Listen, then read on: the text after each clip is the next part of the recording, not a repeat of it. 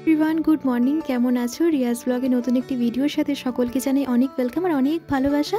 এখন ঘড়িতে বাজে 3:20। এত কানা রাতে কেন উঠেছি সেটা না হয় পুরো ব্লগটা দেখলেই বুঝতে পারবে। আর রাস্তায় বেরিয়ে তোমাদেরকে বলবো আমি কোথায় যাচ্ছি এত রাতে উঠে। তাও তো এখন 3:30 বাজে। স্লাইডারটা খুলে দেখে নিলাম বাইরে কেমন অন্ধকার, একদম মারাত্মক অন্ধকার। তারপরে আমি চলে গেলাম ছাদে বলতে আমি উপরের ঠাকুর ঘরটা প্রথমে পরিষ্কার করে নেব, তারপর নিচে বাদবাকি কাজগুলো করব। তো দেখো কি সুন্দর লাগছে, চাঁদ মামা আমার দিকেই তাকিয়ে রয়েছে। তো আমি উপরে ঠাকুর ঘরটা পরিষ্কার মুছে ছুটে চলে আসলাম নিচে ব্যালকনিতে পুরো ঘর পরিষ্কার করে। আশা করি কিছু যারা আমার ব্লগটা দেখছো তারা আশা করি বুঝতেই পারছো যে কোথায় যাওয়ার তোড়জোড়। তো ওইদিকে ঘরটর মোছা হয়ে গেছে, সেটা আর ভিডিও ক্লিপ তুলতে পারলাম না, খুবই ব্যস্ত ছিলাম। তারপরে এখানে বসিয়ে দিলাম আমি গরম জল। এটা কিন্তু ডিসেম্বরের ব্লগ হচ্ছে, ডিসেম্বরের মাঝামাঝি। তখন মোটামুটি ভালোই ঠান্ডা পড়ে গেছে, আমার স্নান টান করা কমপ্লিটও হয়ে গেছে।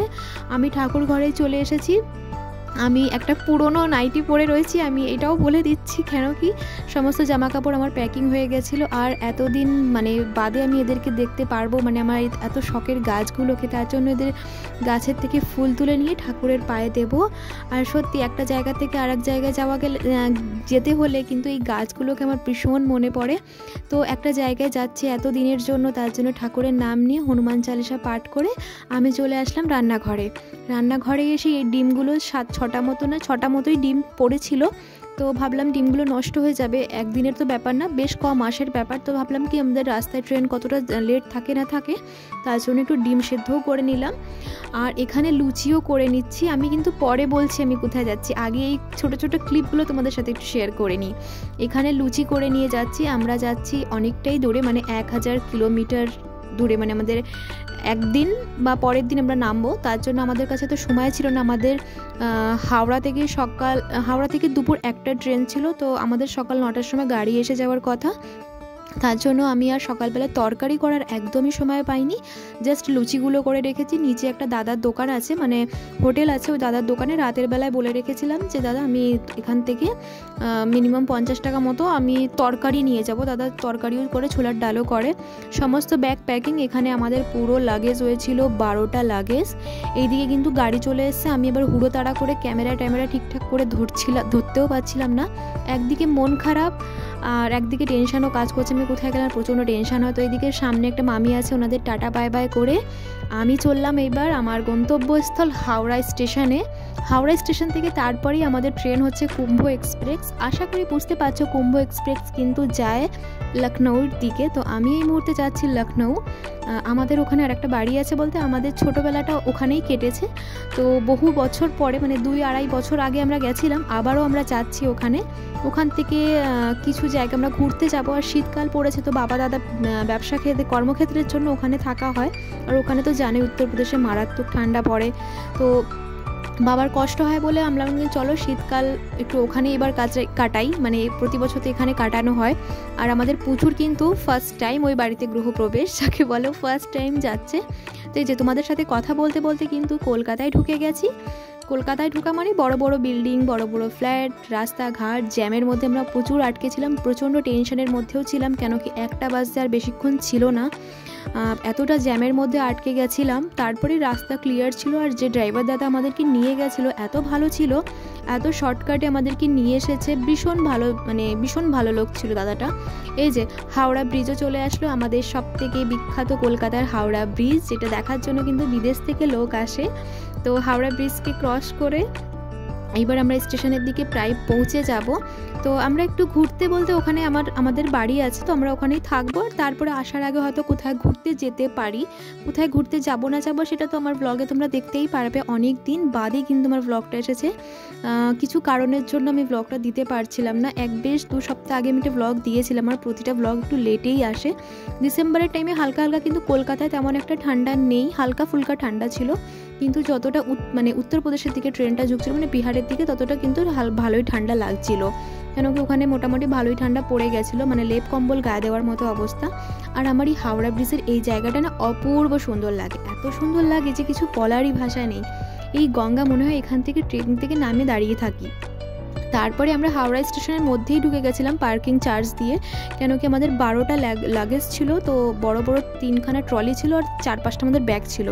তো এইভাবে টেনে নেওয়া 11 নম্বর প্ল্যাটফর্মে সম্ভব না, তার জন্য আমরা গাড়িটা ভেতরে নিয়ে পার্কিং করিয়ে নিয়েছিলাম একদম স্টেশনের মুখে। যে ড্রাইভার দাদা ভীষণ ভালো ছিল, আমাদেরকে পুরো লাগেজটা একদম যেখানে আমাদের ট্রেন ঢুকবে সেই অবধি দিয়ে গেছিলো। তারপরে আমাদের কোচ, আমাদের যেখানে 3rd এসিটা পড়বে সেখানটায় আমরা, এসি কোচটা পড়বে সেখানটায় আমরা গিয়ে এগোচ্ছিলাম। আমার কাঁধে একটা ব্যাগ, দুটো, একটা হাতে ট্রলি ছিল।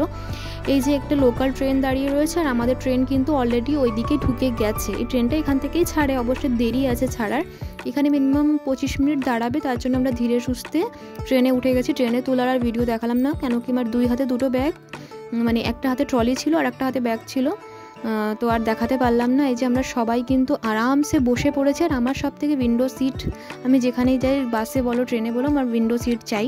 তো এই যে উঠেও পড়েছি। বড্ড মন খারাপ হচ্ছিল এই সময়, যে ট্রেনটা যখন ছেড়ে দিচ্ছিল ভীষণ মন খারাপ হচ্ছিল। একটা জায়গায় দেখবে পার্মানেন্টলি থেকে দেখে না তার প্রতি একটা মায়া জড়িয়ে যায়, তার মধ্যে আমার এত সুন্দর সুন্দর গাছপালা বাড়ি রেখে এসেছি, মনে একটা আঁকড়ে ধরছিল। তো ট্রেনটা ছাড়ার পরে সত্যি ভীষণই খারাপ লাগে, কি আর করা যাবে, আর একটা বাড়ি যাচ্ছি, মনকে বুঝিয়ে চললাম। আমি কিন্তু এই ভিডিওর 2টো পার্ট দেবো, পার্ট 1 পার্ট 2 না, পার্ট 2 এতে অ্যাড করতে গেলে কিন্তু অনেক লম্বা হয়েছে বা তোমাদেরও দেখতে কিন্তু একদমই ভালো লাগবে না। আমি এই ভিডিওর কিন্তু পার্ট 1 পার্ট 2 দেবো। আমরা যে সকালবেলায় ভোরবেলায় মানে 5টা নাগাদ লুচি করে রেখেছিলাম, এই খাবারগুলো আমরা এখন খেয়ে নেব, কেন কি সকাল 6টার সময় তরকারিটাও আমাদের প্যাকিং করে নিয়ে আসা হয়েছিল, নষ্ট হয়ে যেতে পারে এত রাত অবধি, এসি যতই চলুক না কেন, একটা বদ্ধ জায়গায় থাকা, তার জন্য আমরা সকালে যেটা করে নিয়ে এসেছিলাম লুচি তরকারি খেয়ে নিলাম। তারপরে আমি এসেছিলাম এখানে একটু মুখ ধুতে, তো ট্রেন একটু লেট ছিল, 1.5 ঘন্টা ট্রেন লেট ছিল, তো আমি একটু দরজার কাছে দাঁড়িয়েছিলাম। তারপরে বাবা এসে চিল্লামিল্লি করলো, আবার ঢুকে পড়লাম। ওইটা হয় না, দরজার কাছে দাঁড়ালে সত্যি আমার নিজেরই গা শিরশির করে।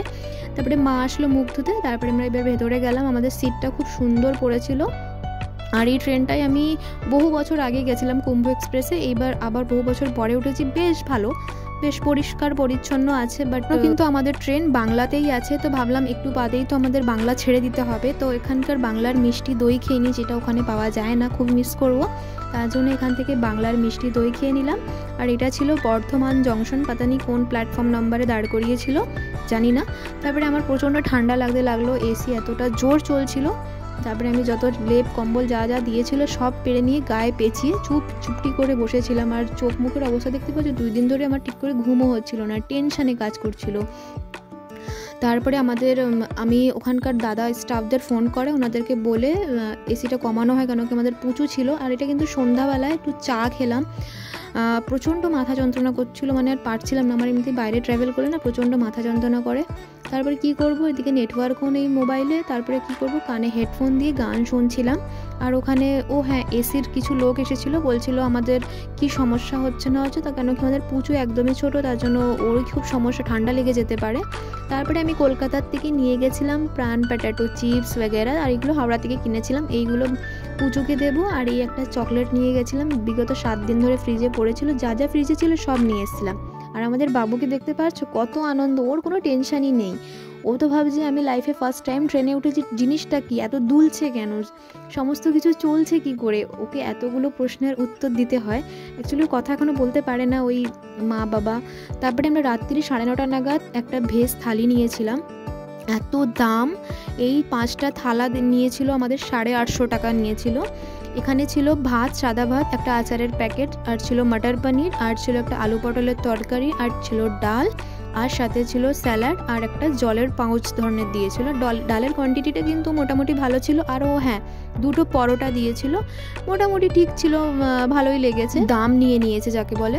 তারপরে আমি খাওয়া দাওয়া করে, আমার সিট সব থেকে উপরে ছিল, আকাশের পরে, আমি আর জীবনেও সত্যি উপরে শোবো না সারা রাত, আমি ঠান্ডায় থরথর করে কাঁপছিল, আমার হাতে দেখতে 2টো কম্বল, আমি ওনাদের কাছে রিকোয়েস্ট করে আর একটা কম্বল নিয়েছিলাম। আমার ঠিক মাথার এই সাইডটায় কিন্তু ঘঁ ঘঁ করে এসি কমিয়ে দেওয়ার পরেও কিন্তু একটা ঠান্ডা ঠান্ডা হাওয়া আসে, সেটা আসছিল। এটা কিন্তু রাত 3:30 বাজে, 2:30 বাজে, তখন আমার ঘুম আসছে না ঠান্ডায়, আমি কি করব তখন, মানে কিছুই ভালো লাগছে না, এত ঠান্ডা, এত লেপ কম্বল মুড়ি দিচ্ছে, আমি না বুঝতে পারছিলাম না এত ঠান্ডা লাগছে কোথার থেকে। বকবক করবো না, নেক্সট মর্নিংটা কিন্তু আমি নেক্সট পার্টে তোমাদের সাথে দেখা করব, মানে নেক্সট পার্টে আমি শেয়ার করব।